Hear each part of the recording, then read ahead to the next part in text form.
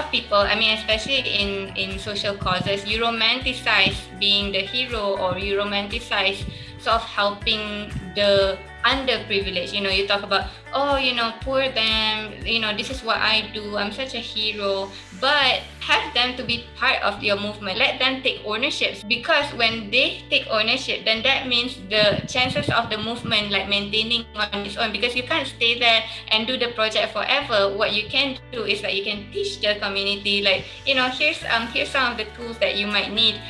We can help you, but you know, in a year we'll be gone. So will you be able to continue this on yourself?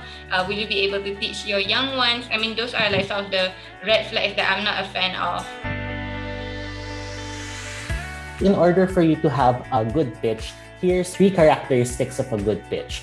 First, it has to be clear. Second, concise. And third, captivating. What do we mean by clear? It has to be something that's easy for people to understand, simple enough for people to get right away. Second, it has to be concise. So in a way, you have to edit out and only put in there the important things that need to know, given that you only have, let's say, 5 minutes to present everything and turn your listeners into actual supporters. And lastly, captivating in a sense that you have to be able to elicit emotions, draw people in to your proposal, and get them interested from start to finish. And even when you're done, you have to make them feel that they want to learn more about it. So in a way, parang they're so interested enough with what you're presenting that they're captivated to learn a bit more, even after you're done, even after your 5 minutes or 7 minutes is over.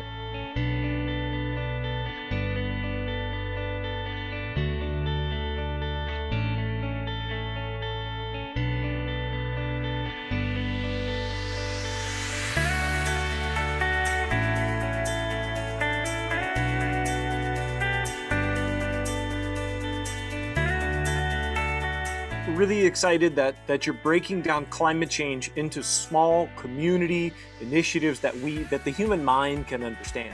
Climate change is extremely complex and hard for the human mind. It's so distant and it's so global. You're breaking this down into a community farm and looking at solid waste management. Congratulations. It's a really great first step.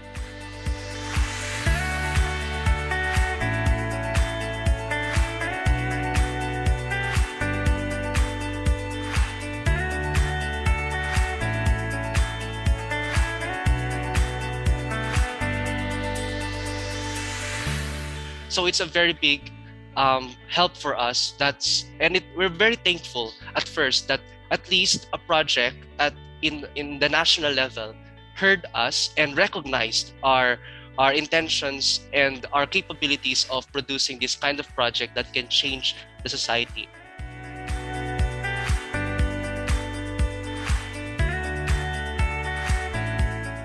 Absolutely very excited that you are in particular looking at these farmers and the issues they addressed.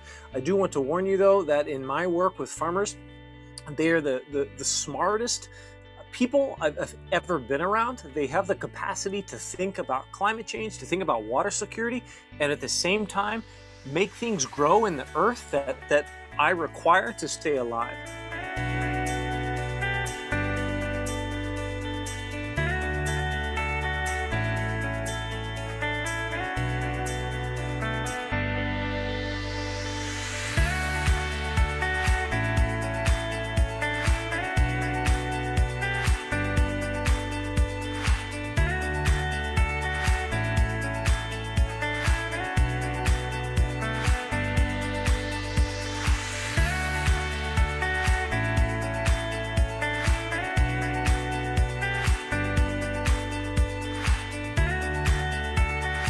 I hope that, with the kit, I hope that you guys will be able to shed light on what part can they do in alleviating the climate crisis, especially since they're already part of a community that does not contribute much to climate change.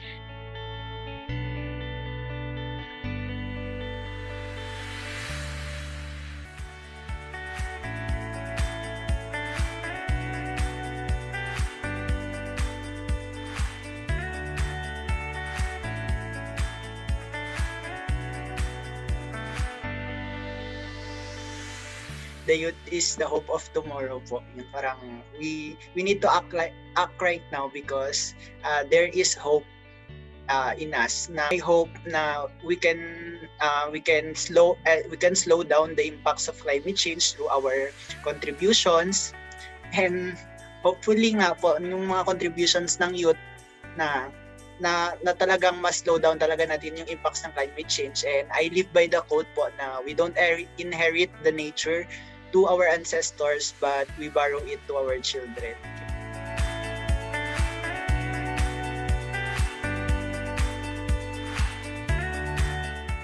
People keep on asking why we should act now, but the answer to that is we are acting now for ourselves and for the future generations by just simply raising some platforms, by just simply advocating this environmental awareness. Then it is already a big act. It is already a big move for us, because if we could spread the message of climate change, if we could shout the real meaning of climate change, then maybe we can change the way of living of not just one family but an entire community.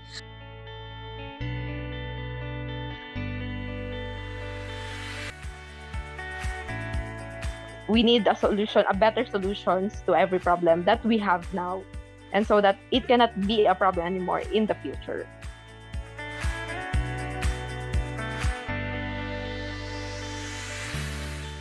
It gets hard sometimes because it feels like we can't do anything anymore because there's all these big corporations making huge problems every minute, and there's only us. There's only a handful of people fighting for the environment, so it gets discouraging sometimes. But just having the community makes you feel like it's okay, I'm not alone, and that's fine. We'll all be able to solve it together eventually. Maybe I won't see it in my lifetime, but sana it paves the way for future generations to continue fighting.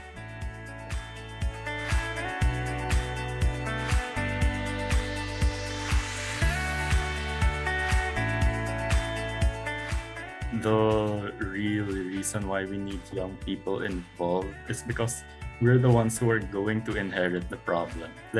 These older people who are members of boards of companies or ruling governments and stuff, they won't be there when the real effects of climate change would really devastate the earth. So since we're the ones that are inheriting the problem, then we're the ones that have to create the solution. And time and time again has shown that if through pressure, especially from the young people, that's how you get people to move.